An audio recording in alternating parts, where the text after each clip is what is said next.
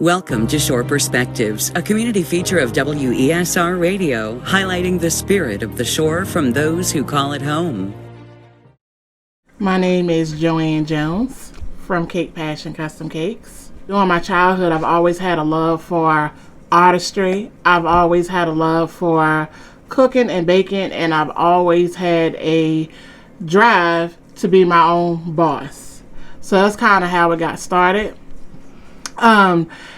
I did my first cake back in junior high school.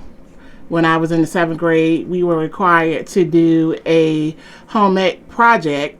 It didn't involve cake, but it involved cooking. So we had to bring in a food that we like to cook. So I sat down and thought about it, and I said, well, you know what? I'm going to bake a cake. So I sat down and thought about what I was going to bake.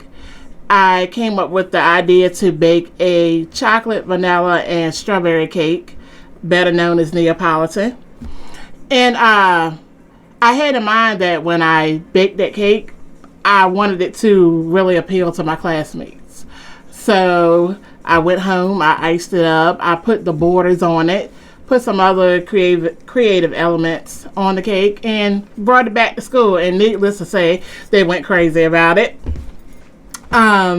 That still didn't start my, I've always had a desire and a drive to bake, but even doing that cake still didn't, put me on the path to cake decorating.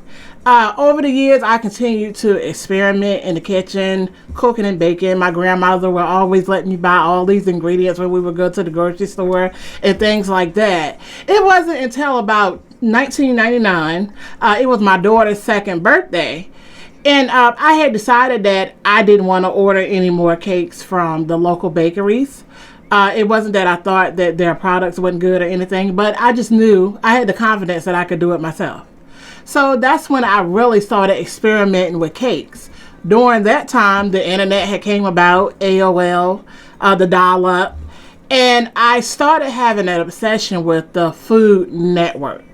And every holiday, Thanksgiving, Easter, Halloween, they will always have these shows that involve cooking.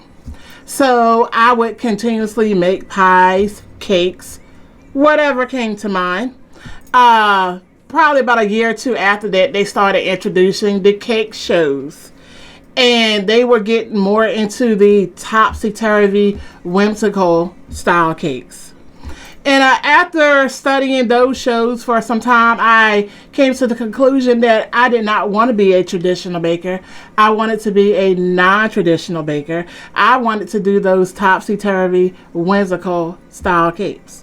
So that's how my love for cake decorating came about. I did my daughter's 2nd birthday cake. It was a 3D SpongeBob. So it was as if he wasn't laying down, he was sitting up. And it kind of went off from there.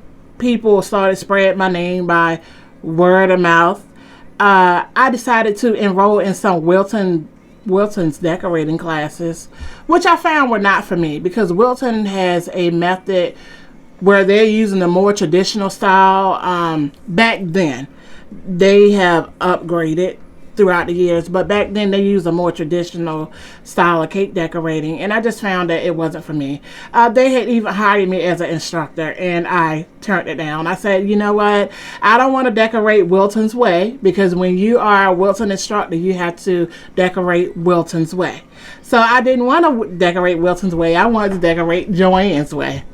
So from there, I kind of just started studying, different cake techniques. Back in those days, it was more magazines. Now we have YouTube and things like that. But I would just look through magazines and things like that and learn different techniques. Even now, I'm a self-taught artist. I'm a self-taught artist, self-taught baker. Most of the time when my clients bring me a cake, I've never executed that cake before. So I just do a lot of research and I go for it. When someone gives me something I've never done before, I don't let fear take over, because I'm pretty confident that I can execute what they're asking. Like I said, I do a lot of research. If it's a really complicated design, for example, some designs require a lot of internal structure.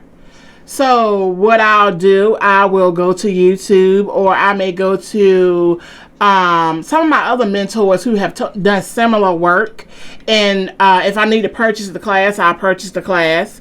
But if they're offering free classes, I'll just take a look at the videos and execute it from there. I'm usually not intimidated by things that my clients bring me. One of my toughest cakes probably was a horse. And when I say a horse, I'm not talking like your regular size cake. I'm talking about a actual horse, probably the size of a pony. Yeah, and that was really challenging. And that was my first job that really involved a lot of internal supports, and it taught me a lot about the medians to use and not to use. But needless to say, that horse was definitely challenging. By the time I went to remove it out of my home, I realized I could not remove it. He probably bore about 300 pounds. So, yes, I've definitely had some crazy proposals. One point in time, I used to freak out. I did not use my time wisely. I always waited until the last minute to execute a project. These are in my earlier years of cake decorating. And that really got the best of me. I have had times where I have had cakes fall to pieces on me. And I used to cry a lot.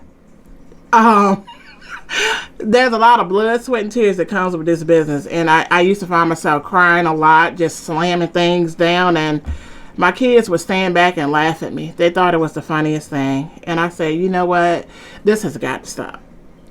So I started using my time better, and I just realized it's just all about time management.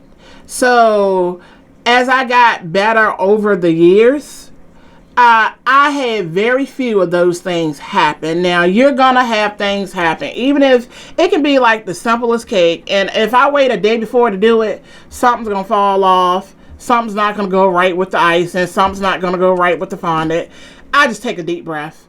I will step away from that cake, go have a seat for a few hours, collect myself, and I'll come back to it. And most of the time, it works out. It's just all about, trial and error. I do it scared, and that's something I had to learn. I have mentors that I talk with. I have mentors that I follow. And those same mentors have built me up to be who I am today. I was overcome by fear.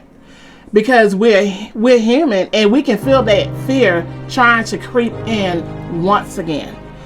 All my life I have operated under fear. And I'm like, you know what? Fear has taken so much from me. I'm not going to let it claim me anymore.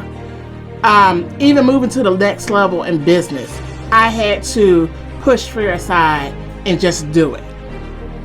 So most of the time in life, fear is going to creep up on you, and you're going to have to do it scared.